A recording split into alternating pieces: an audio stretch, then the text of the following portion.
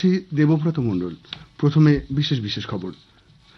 লোকসভায় আজ ওয়াকফ সংক্রান্ত দুটি বিল পেশ করে সংখ্যালঘু বিষয়ক মন্ত্রী কিরেন রিজিজু বলেন, মুসলিমদের ধর্মাচরণের সঙ্গে নয়, বিলটি ওয়াকফ বোর্ডের সম্পত্তির সঙ্গে সম্পর্কযুক্ত। অপরদিকে বিরোধীরা এই বিলকে অসাংবিধানিক আখ্যা দিয়েছে। অভিবাসন ও বিদেশি নাগরিক বিল 2025 আজ সংসদে পাশ হয়েছে। প্রধানমন্ত্রী নরেন্দ্র মোদী আসন্ন বিমস্টেক শীর্ষ সম্মেলনে যোগ দিতে আগামীকাল থাইল্যান্ড যাচ্ছেন। ভারত 2024-25 অর্থবছরে 1681টি লোকোমোটিভ তৈরি করে এক অনন্য নজির তৈরি করেছে। মার্কিন রাষ্ট্রপতি ডোনাল্ড ট্রাম্প আজ রাতে মার্কিন পণ্যের ওপর শুল্ক আরোপকারী সকল দেশের ওপর শুল্ক হার ঘোষণা করতে চলেছেন। বেঙ্গালুরুতে আইপিএল ক্রিকেটে গুজরাট টাইটান্স রয়্যাল চ্যালেঞ্জার্স বেঙ্গালুরুর বিরুদ্ধে টসে জিতে ফিল্ডিং করছে। আসছি বিস্তারিত খবরে। লোকসভায় আজ ওয়াকফ সংক্রান্ত দুটি বিল পেশ করা হয়েছে। সংখ্যালঘু বিষয়ক মন্ত্রী কিরেন রিজিজু ওয়াকফ সংশোধনী বিল 2025 এবং মুসলমান ওয়াকফ রদ 2024 এই দুটি বিল আলোচনা ও অনুমোদনের জন্য পেশ করেন। 1995 সালের ওয়াকফ আইন সংশোধন এবং 1923 সালের মুসলমান ওয়াকফ আইন রদের উদ্দেশ্যে এই দুটি বিল আনা হয়েছে। বিলটি পেশ করে মন্ত্রী কিরেন রিজিজু বলেন, মুসলিমদের ধর্মাচরণের সঙ্গে নয়, বিলটি ওয়াকফ বোর্ডের সম্পত্তির সঙ্গে সম্পর্কযুক্ত। সরকার চায় ওয়াকফ বোর্ড আরও অন্তর্ভুক্তিমূলক ও ধর্ম নিরপেক্ষ হয়ে উঠুক। মসজিদের ব্যবস্থাপনা নিয়ন্ত্রণের জন্য এই বিল আনা হয়নি বলেও মন্তব্য করেন তিনি। শ্রী রিজিজু বলেন, কারো সম্পত্তি বাজেয়াপ্ত করার উদ্দেশ্য এই বিলের নেই। এই বিল অনুযায়ী ওয়াকফ বোর্ডে বিভিন্ন মুসলিম সম্প্রদায়, মহিলা, অমুসলিম এবং অন্যান্য প্রতিনিধিরাও থাকবেন। বিরোধীরা বিল নিয়ে মানুষকে বিভ্রান্ত করছেন বলে অভিযোগ করেন তিনি। দেশে কোনো ভূ সম্পত্তিকে ওয়াকফ সম্পত্তি হিসেবে ঘোষণা করার জন্য আইনের অপব্যবহার করা হয়েছে বলেও শ্রী রিজিজুর অভিমত। गवर्नमेंट किसी भी धार्मिक व्यवस्था को, किसी भी रिलीजियस इंस्टीट्यूशन कोई धार्मिक काम में हस्तक्षेप करने नहीं जा रहा है। ना ही वक्फ बोर्ड किसी धार्मिक स्थल की व्यवस्था में कोई भी तरीके से हाथ डालने का प्रावधान है, बिल्कुल नहीं है। ये वक्फ बोर्ड का जो प्रावधान किसी मस्जिद, किसी मंदिर, किसी धार्मिक स्थल का व्यवस्था का कोई लेना देना नहीं है। ये सिंपली एक प्रॉपर्टी का मैनेजमेंट का विषय है।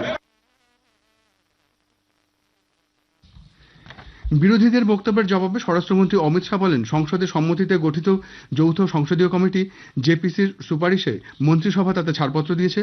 এজন্য বিস্তারিত আলাপ আলোচনা করা হয়েছে। এদিকে কংগ্রেস সহ সব বিরোধীরা আজ একযোগে ওয়াকফ সংশোধনী বিলের বিরোধিতা করছে। কংগ্রেসের গৌরব গগৈ বলেন, এই বিলের মাধ্যমে সরকার সংবিধান পরিবর্তন করে সংখ্যালঘুদের সম্মানহানি করছে। ভারতের সমাজ ব্যবস্থাকে ভেঙে দেওয়ারও অভিযোগ করেন তিনি। जिस दिन भी ये बिल इंट्रोड्यूस हुआ उस दिन भी आदरणीय मंत्री को मैंने सुना और आज भी मैंने उनको सुना। जिस दिन उन्होंने इंट्रोड्यूस किया तो उन्होंने कहा बिल लाने से पहले बहुत विस्तार रूप से इस बिल की लाने के लिए चर्चा हुई थी। सर पूरा का पूरा मिसलीड। তৃণমূল কংগ্রেসের পক্ষ থেকে আলোচনায় অংশ নেন কল্যাণ বন্দ্যোপাধ্যায়। তিনি এই বিলকে অসাংবিধানিক আখ্যা দিয়ে বলেন, ওয়াকফ বিল সরকারের মাধ্যমে ওয়াকফ সম্পত্তি দখলের একটি প্রচেষ্টা। এই বিলে মুসলমানদের অধিকার খর্ব হচ্ছে। Clause 3, subclause 5 of the said proposed bill, the verbal declaration of waqf has been taken away. This is contrary to the history of creating waqf by any individual. Several properties are dedicated as waqf by a good number of persons to be made as waqf property. The deletion of the word either verbally or violates the right of the Muslim as protected under Article 25 and 26 of the Constitution. Therefore, it hits the basic structure of the Constitution. সংসদে আজ অভিবাসন ও বিদেশি নাগরিক বিল 2025 পাশ হয়েছে। রাজ্যসভায় আজ এই বিল অনুমোদন পায়। লোকসভা ইতিমধ্যে বিলটি পাশ করেছে। এই আইনটি ভারতে বিদেশিদের অভিবাসন, প্রবেশ এবং থাকার ব্যাপারে সবকিছু নিয়ন্ত্রণ করবে। ফলে বাতিল হচ্ছে পাসপোর্ট আইন 1920, বিদেশিদের নিবন্ধন আইন 1939, বিদেশি আইন 1946 এবং অভিবাসন দায়বদ্ধতা আইন 2000। অভিবাসন আইন আধুনিকীকরণের সঙ্গে সঙ্গে এতে পাসপোর্ট, ভ্রমণ নথি, ভিসা এবং নিবন্ধনের বিষয়ে কেন্দ্রীয় সরকারকে কিছু ক্ষমতা প্রদানের বিধান রয়েছে। আইনের ওভারল্যাপিং এড়াতে এই আইনটি আনা হয়েছে। সংসদে বিলটির ওপর বিতর্কের জবাবে স্বরাষ্ট্র প্রতিমন্ত্রী নিত্যানন্দ রায় বলেন যে এই আইনটি ভারতে ভ্রমণকারী বিদেশিদের সমস্ত আপডেটেড রেকর্ড সংরক্ষণ এবং পরিচালনা করতে সহায়তা করবে। এই আইনটি আইনের ওভারল্যাপিং হ্রাস, সংশ্লিষ্ট সংস্থাগুলির মধ্যে সমন্বয় বৃদ্ধি এবং তথ্য ব্যবস্থাপনা ও যাচের জটিলতা দূর করার লক্ষ্যেও কাজ করবে। आज हमारे देश में लगभग 1,72,00,000 एनआरआई है। इतना बड़ा डायस्पोरा और किसी देश का नहीं। उन सबके सुचारू रूप से आने जाने मैं तो विदेशियों की बात क्या, अपने डायस्पोरा के आने जाने की बात कर रहा हूं। उनके चारों रूप से आने जाने और उनकी सारी चिंताओं के निराकरण के लिए यह बिल मोदी सरकार लेकर आई है। এর আগে আলোচনা শুরু করে অভিষেক মনু সিংভি অভিবাসন ও বিদেশি বিল 2025-এর বিরোধিতা করেন এবং বিলটিতে কিছু গুরুত্বপূর্ণ পরিবর্তন আনার দাবি জানান। তিনি অভিযোগ করেন যে বিলটি বিদেশিদের মৌলিক অধিকার লঙ্ঘন করবে। বিজেপি রেখা শর্মা কংগ্রেসকে তাদের শাসনকালে অবৈধ অভিবাসনের প্রতি অন্ধ থাকার অভিযোগ করেন। ভারতের সর্বদা করুণার দেশ এবং এটি পাকিস্তান, আফগানিস্তান এবং প্রতিবেশী দেশগুলির হিন্দুদের আশ্রয় দিয়েছে। বিভিন্ন রাজনৈতিক দলের সদস্যরাও আলোচনায় অংশ নেন। কার্যবিবরণী শেষ করার পর আগামীকাল সকাল 11টায় আবার বৈঠকের জন্য সংসদ মুলতবি করে দেওয়া হয়। ভারত 2024-25 অর্থ বছরে 1681টি লোকোমোটিভ তৈরি করে এক অনন্য নজির স্থাপন করেছে। এই সংখ্যা মার্কিন যুক্তরাষ্ট্র এবং ইউরোপে যত লোকোমোটিভ তৈরি করে তার চেয়ে বেশি। রেল মন্ত্রক আজ এক বিবৃতিতে জানিয়েছে, গত অর্থ বছরে দেশে 1472টি লোকোমোটিভ উৎপাদন করা হয়েছিল। এবছর তার চেয়ে 19% বেশি উৎপাদন হয়েছে। রেল পরিকাঠামো এবং ক্ষমতা বৃদ্ধিতে সমস্ত বিভাগের একযোগে কাজ করে উল্লেখযোগ্য সাফল্যের নজির তৈরি করেছে। প্রায় 3.5 লক্ষ তপশিলি উপজাতিভুক্ত শিক্ষার্থীদের সুবিধায় কেন্দ্রীয় সরকার সারা দেশ জুড়ে 728টি একলব্য মডেল আবাসিক বিদ্যালয় স্থাপনের লক্ষ্যমাত্রা নিয়েছে। এখনো পর্যন্ত সারা দেশ জুড়ে 721টি একলব্য মডেল আবাসিক বিদ্যালয় কেন্দ্রীয় সরকারের অনুমোদন পেয়েছে, যার মধ্যে 477টি বিদ্যালয় ইতিমধ্যেই পঠন পাঠন চলছে। রাজ্যসভায় এক লিখিত প্রশ্নের উত্তরে কেন্দ্রীয় আদিবাসী বিষয়ক প্রতিমন্ত্রী দুর্গাদাস উইকে বলেন, আদিবাসী শিশুদের নিজস্ব পরিবেশে শিক্ষাদানের উদ্দেশ্যে কেন্দ্রীয় সরকার 2018-19 সালে একলব্য মডেল আবাসিক বিদ্যালয় প্রকল্প চালু করে। এই প্রকল্পের অধীনে 50% তপশিলি উপজাতিভুক্ত শিক্ষার্থী সহ দেশের প্রতিটি ব্লকে একটি করে একলব্য বিদ্যালয় স্থাপনের লক্ষ্যমাত্রা নেওয়া হয়েছে।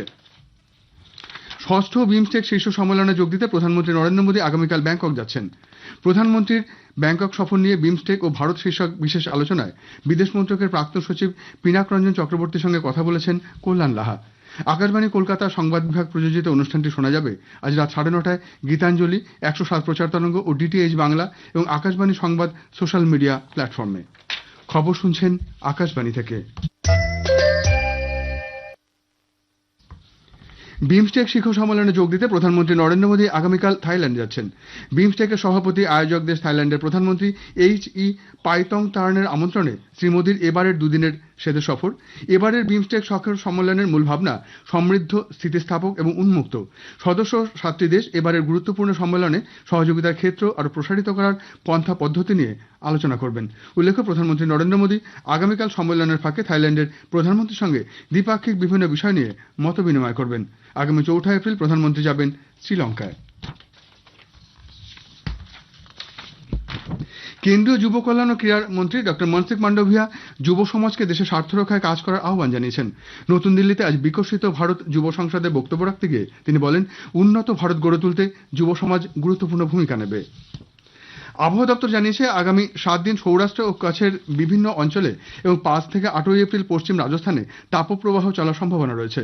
6 থেকে 8 এপ্রিল গুজরাট অঞ্চলে এবং 7 ও 8 এপ্রিল পূর্ব রাজস্থানে তাপপ্রবাহের সম্ভাবনা রয়েছে। আবহাওয়া দপ্তর জানিয়েছে যে আগামী 7 দিন উত্তর পশ্চিম ভারতের সর্বোচ্চ তাপমাত্রা 3 থেকে 5 ডিগ্রি সেলসিয়াস বৃদ্ধি পেতে পারে। আজ থেকে 6 এপ্রিল দক্ষিণ ভারতের অনেক জায়গায় ঝোড়ো হাওয়া, বজ্রপাত এবং শিলাবৃষ্টির পাশাপাশি ভারী বৃষ্টিপাতের পূর্বাভাস রয়েছে। মার্কিন রাষ্ট্রপতি ডোনাল্ড ট্রাম্প আজ রাতে মার্কিন পণ্যের ওপর শুল্ক আরোপকারী সকল দেশের ওপর শুল্ক হার ঘোষণা করতে চলেছেন। শুল্ক ঘোষণার মাধ্যমে $1.2 ট্রিলিয়ন বাণিজ্য ঘাটতি কমাতে ট্রাম্প প্রশাসন কোন কোন দেশ এবং কোন কোন বিভাগকে নিশানা করছে তা প্রকাশ পাবে। বেঙ্গালুরুর এম চিন্নাস্বামী স্টেডিয়ামে আজ আইপিএল এর ম্যাচে রয়্যাল চ্যালেঞ্জার্স বেঙ্গালুরু গুজরাট টাইটান্সের মুখোমুখি হয়েছে। টসে জিতে গুজরাট টাইটান্স প্রথমে ফিল্ডিং নিয়েছে। দুই দলই 2টি করে ম্যাচ খেলেছে। বেঙ্গালুরু 2টি ম্যাচ জিতে লীগ তালিকায় শীর্ষে রয়েছে। গুজরাট 1টিতে জিতেও 1টিতে পরাজিত হয়ে 4র্থ স্থানে আছে। শেষ করার আগে বিশেষ খবর আরেকবার। লোকসভায় আজ ওয়াকফ সংক্রান্ত 2টি বিল পেশ করে সংখ্যালঘু বিষয়ক মন্ত্রী কিরেন রিজিজু বলেন, মুসলিমদের ধর্মাচরণের সঙ্গে নয়, বিলটি ওয়াকফ বোর্ডের সম্পত্তির সঙ্গে সম্পর্কযুক্ত। অপরদিকে বিরোধীরা এই বিলকে অসাংবিধানিক আখ্যা দিয়েছে। ভারত 2024-25 অর্থ বছরে 1681টি লোকোমোটিভ তৈরি করে এক অনন্য নজির তৈরি করেছে। খবর এখনকার মতো এই পর্যন্ত। এর পরে শুনুন স্থানীয় সংবাদ 7:50।